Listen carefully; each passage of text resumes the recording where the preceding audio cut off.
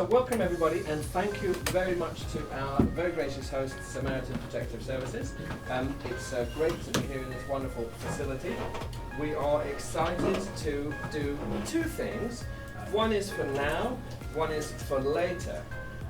Now, we want to have a very good roundtable discussion series on three key topics that are very near and dear to the heart of the industry.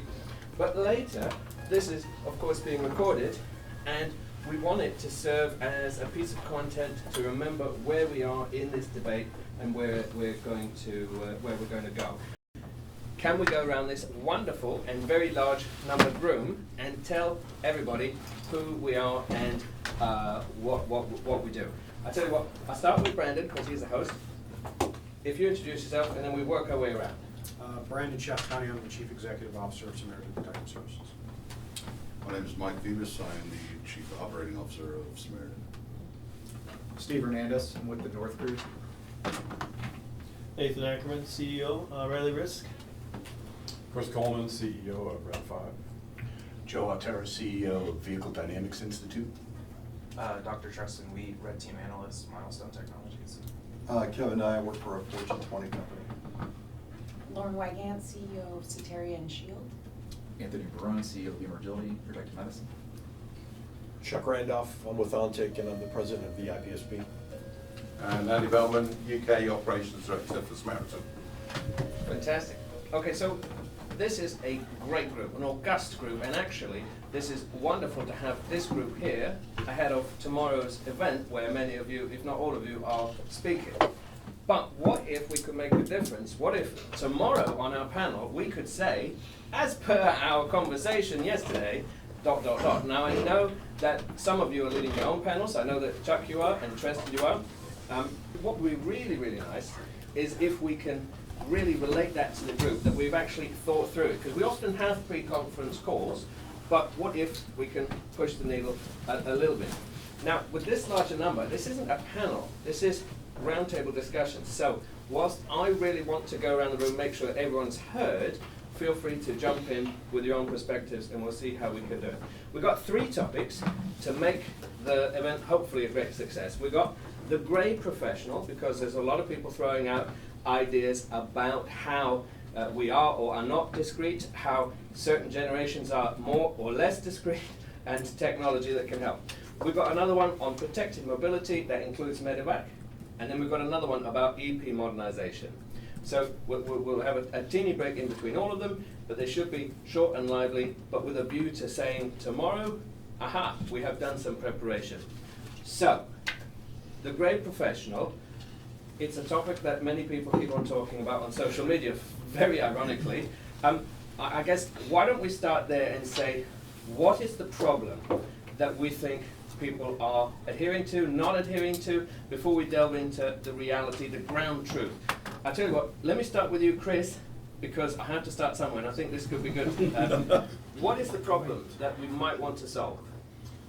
I think the things that I've seen over the years in EP and this concept of the great professional is that we have to be seen but not seen. We have to be close enough to help, be skilled enough to help, but we don't want to raise the profile of our protectees. We don't want to create risk, obviously. So how do we operate in that mode? How are we only visible to those that need to see us? How are we invisible perhaps to the press? How are we invisible to other groups? In a deterrence mode, you may need to be seen by, if you know there's somebody out there doing something. You can't ever measure that, but too often when I'm interviewing or I'm looking to put people on teams or I'm talking to clients about what they're trying to do with their teams, it's this thing called adage. I want them large, I want them, imposing, and I come back and I want nimble, smart, great professional. There when you need you. But all times we come into it, it's like I've got 17 certifications, I can kung fu you to death, I can kill a million people, I've kicked in doors around the world. Great. You have the common sense to not let the client step into the street when they should. And so to me, a great professional is somewhere in the common sense, critical thinking, staying out of the limelight. And I like that because that frames the debate, doesn't it? Because yes, you want to be not the best bud or the bodyguard. Yes, you don't want to stick out unless maybe you're in celebrity and that's sort of your thing. But on the other hand, there is another aspect to this, isn't it? It's a criticism of younger generations for sharing too much whilst on operations. So there's OPSEC, and then there's how you behave, and maybe not assume familiarity too much, and go out there. I wonder, Lauren, do you have any thoughts on this? Is this a real issue? Do you find people are actually just spilling the beans, or are they actually quite considerate? I think it comes with the training of the professional, right? And the relationship that they've developed with their protectee. I think being able to highlight the importance of discretion and not highlighting where you're going to be is obviously critical. One of the things that I like to talk to my EP clients is about the ability to create a network of kind of assets in your sphere of influence that can kind of help be your eyes and ears when you can't be there 24/7. So maybe that's speaking a little bit more towards the gray area of what we're getting at. But yeah, I definitely think that unless it's blatantly clear to your protectee that they need to be a little bit more mindful of OPSEC, they're gonna wanna, highlight themselves and create more problems from the EP perspective. I like that because, again, now we've widened it. It's the grey protectee as well. Chuck, in conversations in close protection, I think you've talked about the grey professional at different stages. Why is this still a topic? Well, you're going to hear the word, and it's, convergence is kind of an old word that's coming back that people are talking about now. Inflection point is, I think, another thing we're going to hear over and over and over again. In fact, I think we're at an inflection point here because many of us in the room, we didn't grow up with phones, so being a great professional, the quiet professional, is kind of beaten into us, if you will. But now we have this catch-22, or whatever the right word to put on it is, where we have a generation of people, and I just came from training some folks, we have a generation of people that were born with this in their hand, the phone, social media, they want jobs, they're looking and their perspectives on the industry are being formed by what they see. Now, I'm an old information operations professional, and words have meaning, images have meaning as well. And I think the fear is that when I see someone on social media, that is how the bodyguard is. When I see someone, that must be how it is, therefore I need to get out there and do the same thing. My fear is, and I think it goes back to maybe training is the answer, is we lose the ability to understand that fine line between this is me at rest and there's nothing of me at work. But then also helping, there's a legal aspect of this as well, helping this new generation of folks realize that, look, everything that you've done in perpetuity lives in perpetuity and can be used against you in a court of law or anything else. But, I feel like these are things everyone in this room is like, no kidding. But it's not going away. We can't put it back into a box, so we need to figure out how to get our arms around it and help people realize. Which is why I think you see the great professional trending as a hashtag, if you will. And that's Sort of ironic, isn't it? Yeah. And that, it puts it back on social media. But I don't know, maybe Steve, what is a young professional to do? They want a job, so they need some they want to be noticed. I think a lot of it is about discipline. I think there's your practitioner and then there's your leader in the industry.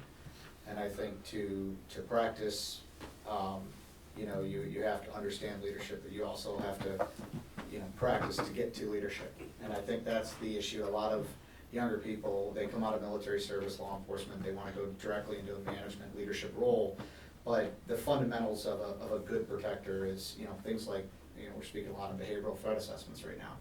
Understanding how to do a behavioral threat assessment, how to understand facts for increased threat ratios, how to dig into social media, how to build a complex case when somebody's harassing your principal or stalking your principal, and go through these things, because not everybody has an analyst team at their back. Not everybody has that resource. Not every client has that funding mechanism. We got some great red team professionals in here, red teaming these protectees, teaching these young operators what that looks like from a practitioner level on how to red team your own, BS for that matter, right? You know, that's a great point too, and as part of the great profession, many people in the industry, you know, are individual contributors. We're working for someone who's working for someone who's working for someone. And if you think about that pipeline, again, because we've been born with technology and the idea of OSINT in research,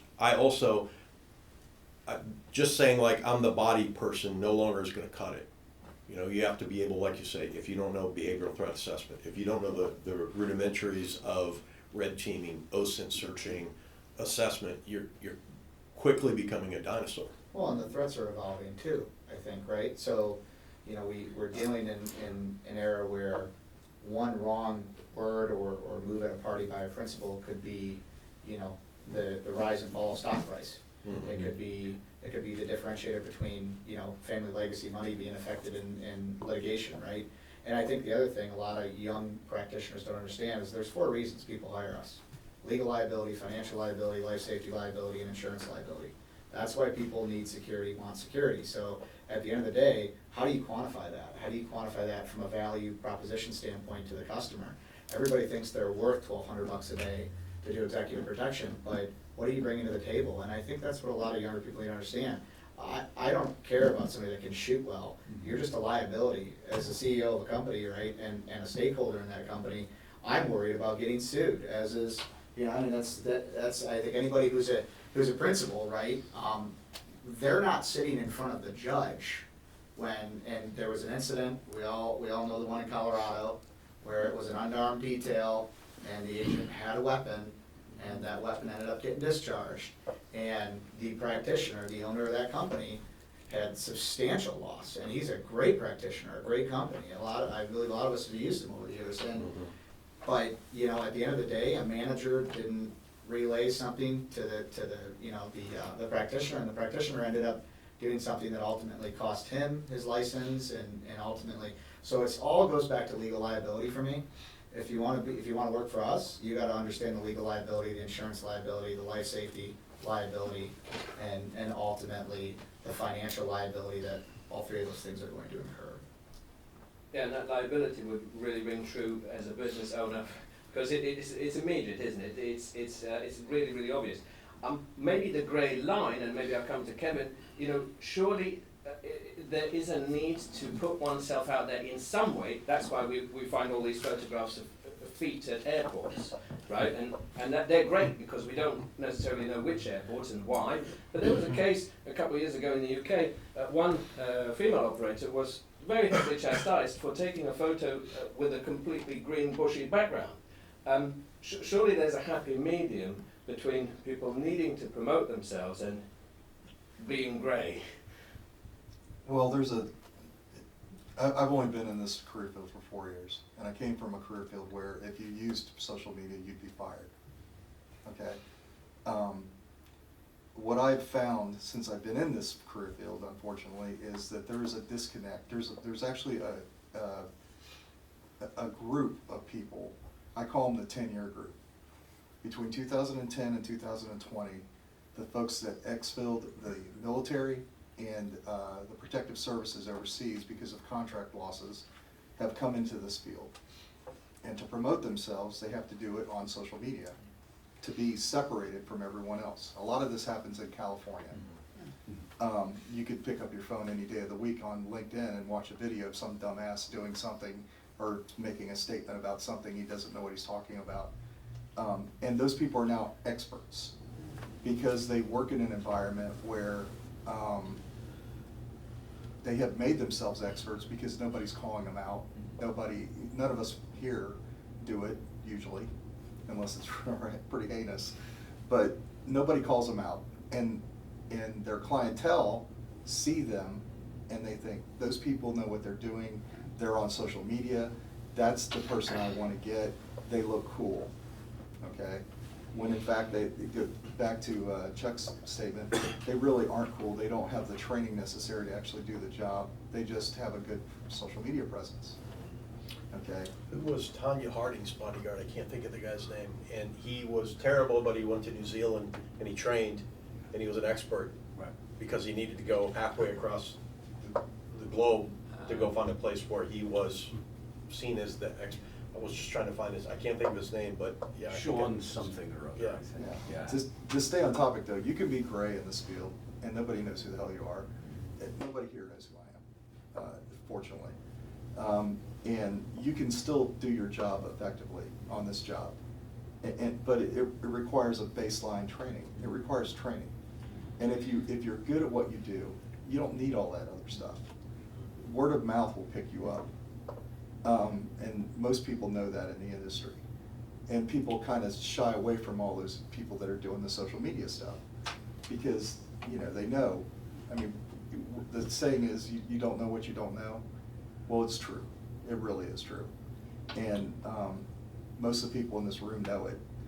You can tell an operator by how they act. Well, I'm sort of pleased that you mentioned that the client might look favorably. I'm not pleased that they would do it, but I'm pleased that you mentioned the client might look favorably on that social media thing, because I hadn't considered that. I was thinking none of you would hire somebody that thinks they're Rambo.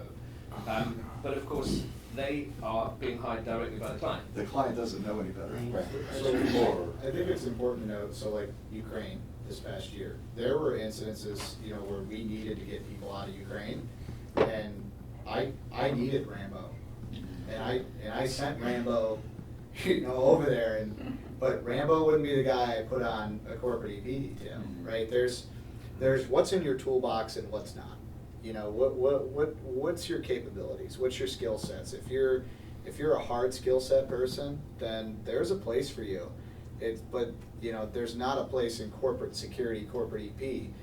If you have a principal that's traveling to Southeast Asia, back in the day when there was issues going on, where I'm going with this, where because you had principals with this exact problem, and you had certain transnational criminal enterprises that would target those principals. You had to have people in the country, Thai SEALs, folks in Southeast Asia that could go to work if they needed to. They're not doing threat assessments. They're there to engage a threat, So I think that's the difference, right? And I think that's not understood, to Kevin's point. Digital footprinting, I mean, I look like a redneck. Well, I'm a redneck, but I look like a redneck on social media, right? You can't tell that I own a business. You can't tell what I have, and that's kind of how we advise all of our family office clients too. All the FO clients, stay digitally low from a footprint standpoint. Don't telegraph who you are, because what is the enemy doing? They're going on social media just like we all do to do our due diligence, and they're finding targets and marks. Can I offer a contrarian opinion? Yeah, Treston. So I think the academic literature going from Jervis up through counterterrorism is quite clear that security is primarily about perception. And I know that hard skills obviously matter, soft skills definitely matter, but I don't think we can forget that the perception that you are secure actually matters just as much as being secure. And you have to be able to thread that to put out the images and the statements and the persona and, God help me for you saying this, the brand, to make people believe that they will be secure by having your presence or your people's presence. But again, that's all fine until something bad happens. You can brand there's brandings out here right now for lifestyles in EP. I don't know what the hell that means. You wake up in a hotel every other day, you don't know where you're at, and your life sucks. Lifestyles in EP, Perfect. I guess, but to your point, you can brand all day, but if you can't back that brand up, it just takes one failure, and it's over. And it doesn't just hurt that person, it hurts the industry. So maybe we're talking about Rambos and wannabe Rambos. But there's a client perspective. Yeah. Right. And everyone's thinking it, right? So it's like, you can come to the client with, here are 10 great professionals. They have stayed low, they are highly trained, they are quiet, they will never be in your face, and the client will still tell you, I want Junior here to be the lead of the detail. He looks tougher. And I've known him for 30 years, and he took a shooting class, he's good. So now you're dealing with a client perception. Or he's my cousin. Oh yeah, it gets worse, right? It can always be worse. It can always be worse. But that whole educating the client on the great professional concept, I mean, that took us forever with one of our biggest clients to get them over the hump. Like, what you have here is really good. I know you still see the other family down the street with, you know, the tattoos on the neck, the whole bit, and that may look cool to you, but you have a far better product right here, and then, all right, I hear you, I'm gonna trust you. I don't trust social media. I wanna believe social media. I wanna believe all the Rambos out there, because it looks cool and it feels cool, but I'm trusting you, Kris, because you're telling me these 10 men and women are great professionals. It goes back to trust, Kris. It is all trust. Security is a trust base. So you gotta educate the client to get them over that hump, and You might trust you. sometimes you make it, sometimes you don't. Might trust you, but it'll take a while for it to believe. Yeah. So maybe then, if we're looking at this next generation, Nathan, you know, how do we keep them in the game? Because as Kevin said, you know, it is halls and walls, it is quite grueling, yet it might be very motivational for a manned guard who is in the mud at 3 a.m. to believe the myth of glamorous Rambo. Surely there's a motivation to be had. Yeah, I don't know, I was just thinking here, you know, gray is not a color on the Cooper scale, as far as I know. So if you could think of yourself as like a submarine, at some point you might need a surface to do something, but most of your mission is should be underneath the water, behind the scenes. And that's a difficult concept to share with the next generation, but there's a time and place to share your successes privately, perhaps, to network, I think is more important, to network with the right people. To me, I think that's going to have a far greater impact to progress, you know, from that position you're seeking and growing into, rather than trying to leapfrog everyone else in a rush. That's a great analogy. That's something we see a lot. You know, these young guys, as you said, Steve, they want to be the detail leader yesterday. You know, Absolutely. and it's not possible. You know, and to Chuck's point, we did grow up in a different time. There was not a picture of me in the public domain until we started VDI, and for the first 5 years, even my daughter would say, "It doesn't even look like you." Yeah, because it's blurry and it's shot from a long way. We used to have something that if you were caught out in a picture, you had to buy beer for everyone on the detail. And you could quickly tell who were the prima donnas in the detail and who were the gray. You know, I used to think, being 5 years ago, right, 5 out of your 10 is that this would be self-correcting, that these wannabes, these Hollywood types would not be here 5 or 6 years down the road, because growing up in this business as I did, that was the reality, you know, 1 or 2 wrong placed photos, you talking about specifics about your principal or a detail you were on, and you were ostracized, and it wasn't hard to do that because it was such a small insular community.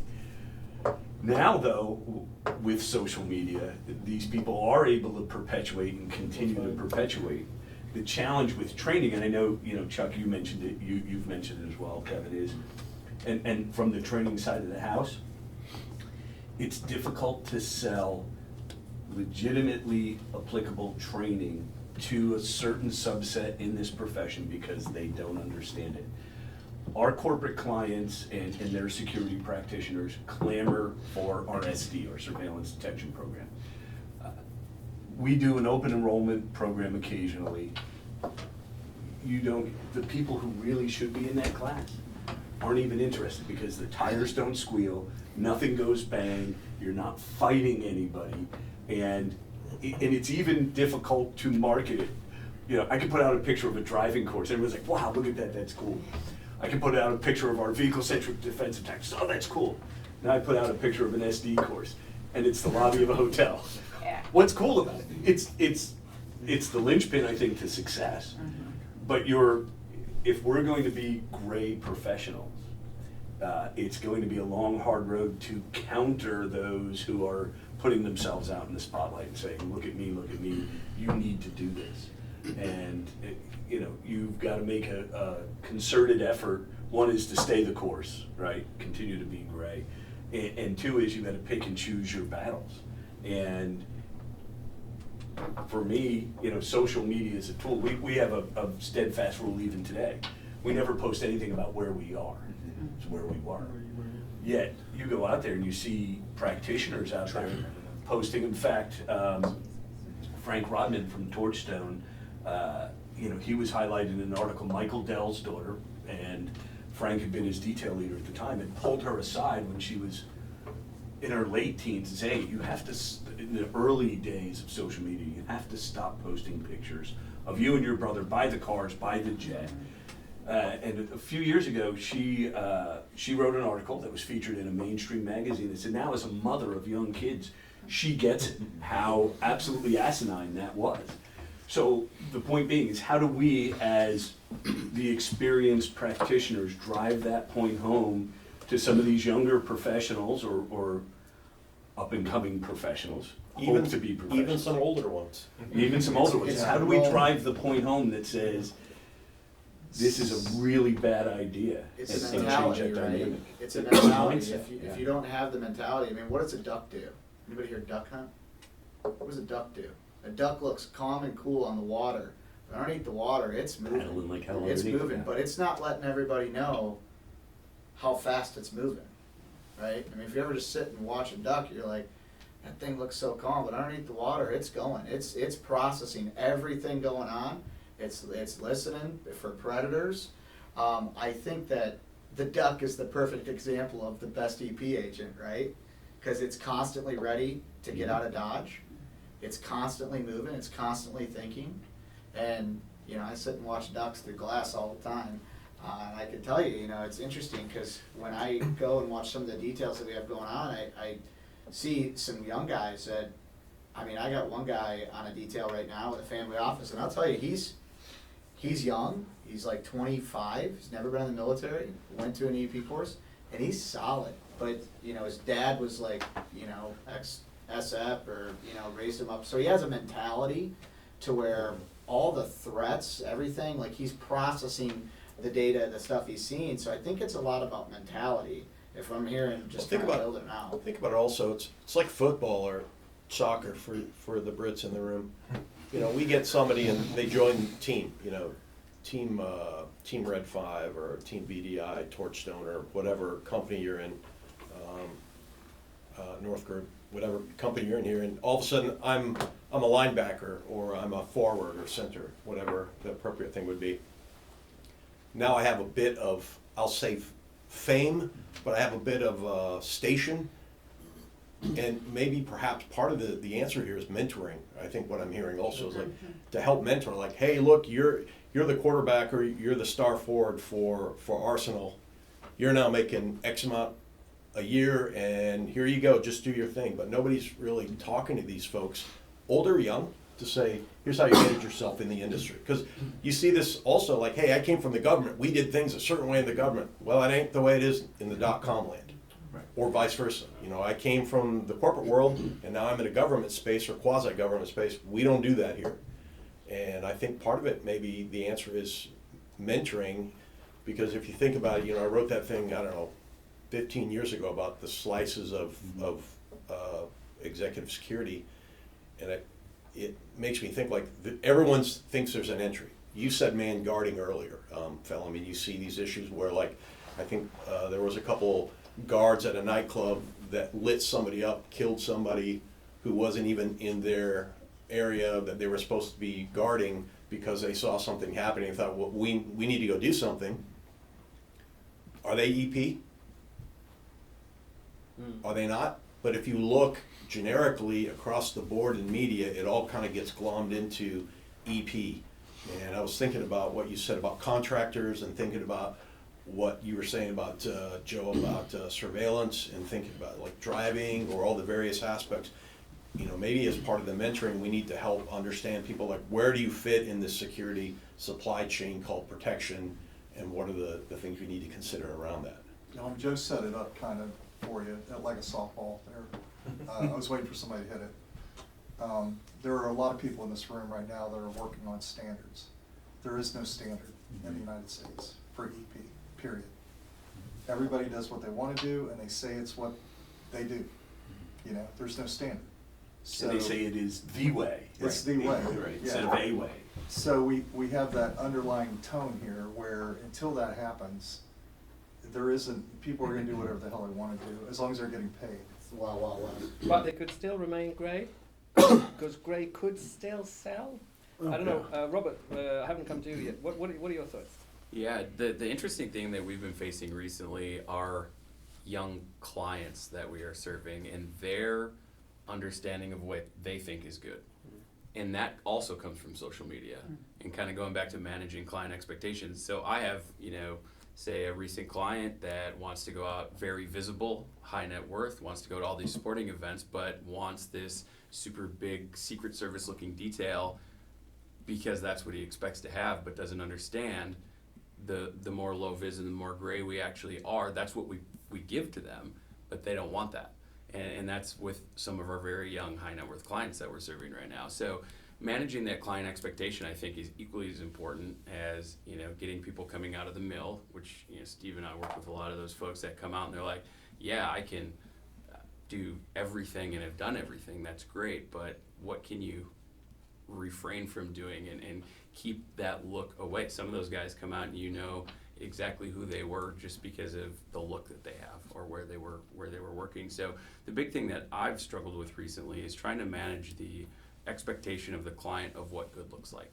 And that's been, it comes from within as well, with people coming up and what their expectation is because of the popular accounts they may follow on social media and what they see all over, whether it be LinkedIn, Facebook, Instagram, you name it. It's cool, it looks neat, but on the other flip side of that, that's what a lot of the clients that are coming up are seeing as well. So you trying to figure out how to manage what their expectation of good is extremely important, and has been quite difficult with some of our young clients that we've been serving recently.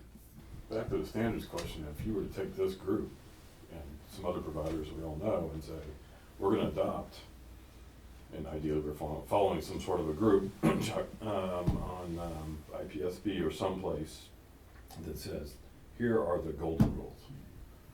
These are the standards. And the companies follow that. They implemented a mentorship program. They followed the standards and started to push that out. That could be a very powerful place to do this because the group, to your point, might self-regulate at that point and go, Johnny is not the guy. I mean, have you been on the detail with Johnny? Or Susie's terrible and she posts everything. And they'll self-regulate to some extent, but the companies themselves can do that. We all have to come agree on what those are. And then We were asked a few 2 years ago to be part of a group, ASIS, and then some of the bigger firms, bigger companies in Northern Virginia and California, some of the bigger companies out in California, Palo Alto, called us in and said, hey, we want you to establish the standards of medicine and security. And there were two issues we saw right after that. Was one, you don't know, so you want to steal IP. That part of it. And there was, the second issue was, they already had, it was a self-licking spoon. They already determined in this group that we're only going to say AED first aid, TCC, and CPR. That we don't, and they literally said, we don't want to push an EP agent to have anything more than that because no one wants to sustain those levels of certification. They don't want EMT, EMR, paramedic, PA, physician. And we basically said, thank you, not interested. That's not practicing medicine and security, right? That's setting a low threshold, that's putting a gold coin on the desk, and this is with a little ribbon saying you have this, and thus you are, you are the chief. Now we're gonna sell a line item. We're gonna add a couple line items on this bill, and you're gonna pay more for this protective medic, but you're not actually professionalizing it. And we said no, we're not gonna be part of this group. We're not interested in presenting in this because we're professionalizing this in this industry.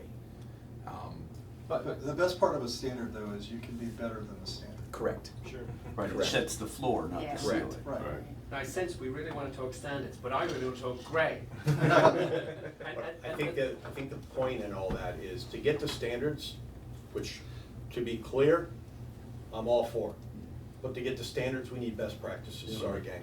And I'm happy to argue that all day. Yeah, best leading, And part of the best practices, because we also have to understand this is a business, everyone in this room is monetizing security in one fashion or another. And if we make it untenable for the end user, guess what? We're all on social media talking about how we can drop kick someone. But I think as part of the best practices, Phelan, the idea that we need to institute in that is the idea of the great professional. What's best practices for the great professional? Well, you kind of do this, you don't do that, you kind of do this, understand where you are, do all that stuff. And that goes back to the standards question, it goes back to mentoring, it goes back to when we have folks that are coming out of service, that have been, with tier one, we're not operators in this room, we do security operations.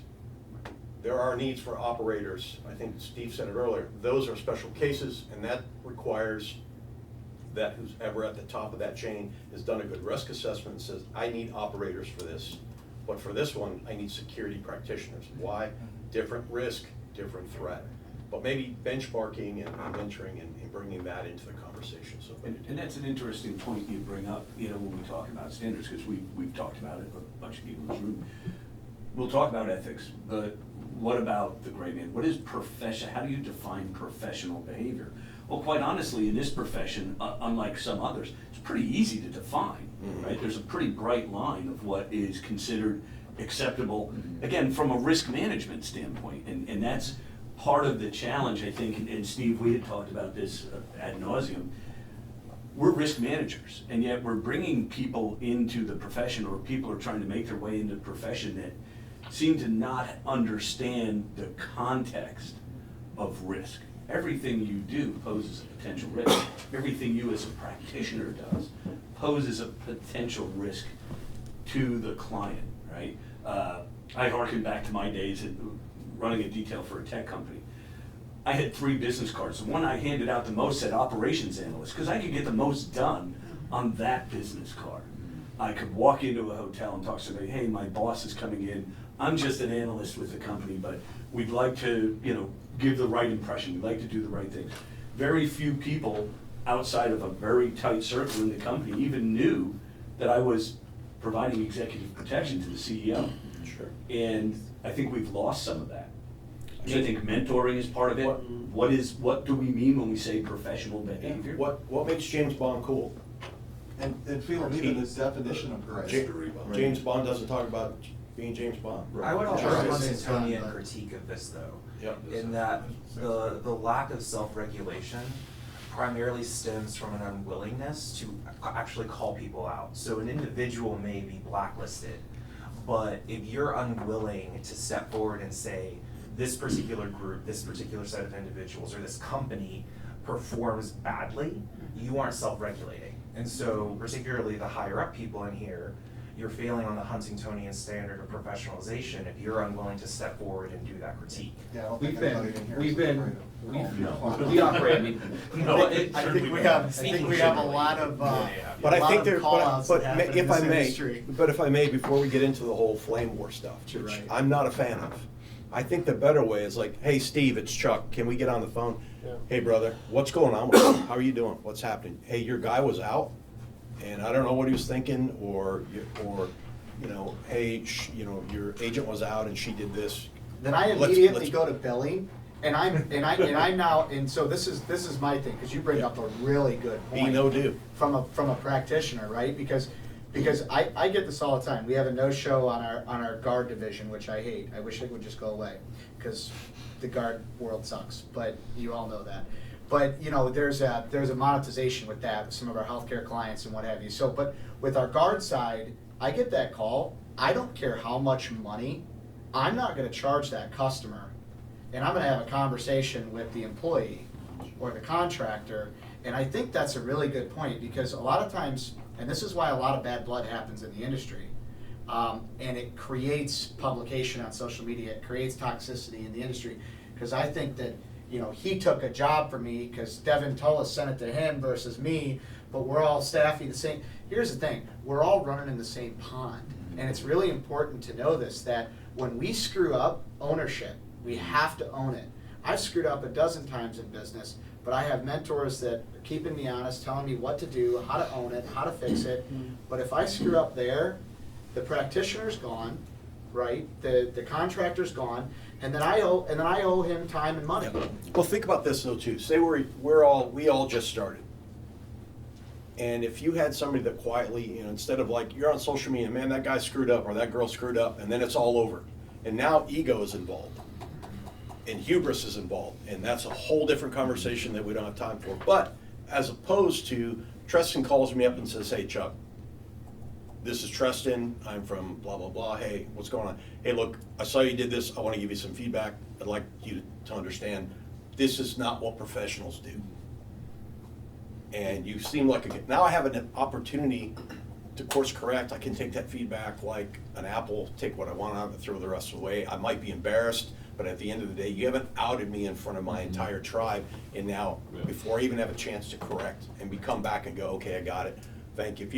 I think about my own career, some of my best things have been when someone has taken time to say, I think you're a good kid, you kind of mess that up, professionals don't do that, and you're like, okay. One being from General Norman Schwarzkopf on something I messed up on. He was wise enough to take me in his room and say, hey, I really feel like you got a place in this industry. Professionals don't do that. To that point, for a lot of organizations, and it's not only for bringing on new agents, but also on the subcontracting side, sub-K side, how many organizations have a social media policy that is shared with new staff coming on board? Are you onboarding them? Are you training them for expectations, know what they can and cannot do? And not only your in-house staff, but your sub-Q staff as well. And that's something that's, I think, is not really enforced. It's not a common practice. It should be. It should be a current best practice, but That's a great point. it's not used. Well, with that, So most of this stuff moves so fast. Sure. It's Right. like, oh yeah, I'm gonna onboard 15, 20 guys yeah, overnight. need the paperwork done and Yeah, stuff. I mean, you can always find some of those. all right, onboarding, absolutely. That's another angle we could have gone down, I suppose, and vetting and deep diving and then there's what about fresh skins, people who haven't committed a crime but are likely to. And then anyway, Mike, Brandon, and Andrew, why don't I come to you to say, well, how can we get this to inform tomorrow's debate? What do you think when we're talking modernization, and ostensibly we've been talking about the modern or the new practitioner? How can this kind of influence what we're doing tomorrow? I think we can kind of formulate it in as far as being a gray man, gray woman, gray professional. I'd like to maybe head a little bit more on the social media side. Everybody's kind of hit on different topics regarding that and professionalism and image. But we also have to remember anyone can be anything on the internet. Anyone can portray themselves as a professional. Anyone can lie about their training, their credentials. How many people say, let me see your DD-214, let me see your credential for this or that. At the end of the day, a lot of us are consultants and people pay us for our opinions, whether they be right, wrong, or indifferent.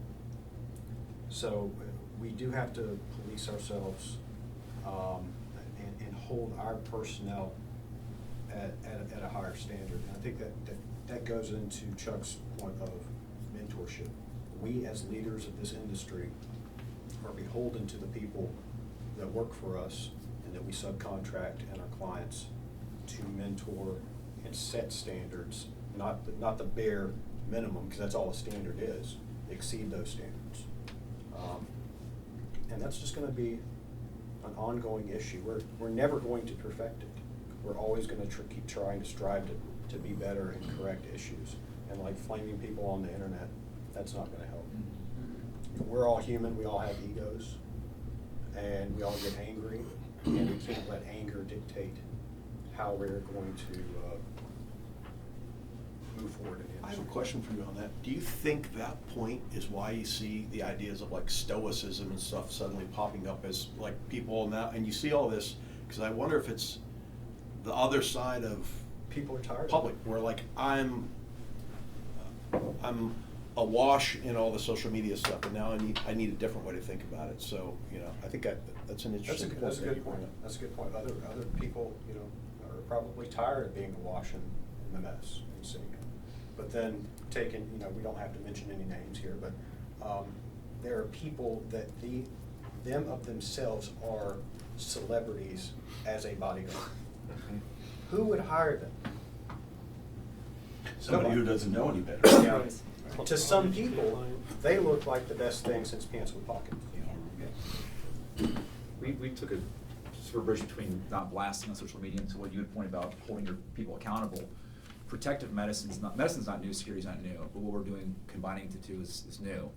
I have gone to not blast people on the internet by any means, but when someone says, hey, I'm a new paramedic in this field, or I'm selling a TCCC class and I'm gonna upcharge it, I have gone on to professionalize to say, that's awesome, congratulations, I love it. make certain that your company has you aligned with a medical director, that has you properly insured, that has you state licensed, because just like EP, you're registered under a business license as a medical provider, paramedic, you are registered under a physician's license and linked to an EMS agency. And I've gone out there to say, these are the things you need to do. Make sure you check on that. And then for the professionals that are doing it, you're taking these trainings, great, love it, continue forward. And I've gotten blasted back from some folks saying, oh, well, that's not how it works in Florida or Pennsylvania. So that's fine, just food for thought, But to your point, you have to self-regulate without being shame on you for not doing X, Y, Z. Well, can we keep that for our wonderful Protective Mobility and Medevac session just next? I want to keep this momentum going, and I hope this short break won't dampen our enthusiasm. But yeah, thanks for this opener. I think this is really a great testament to the format.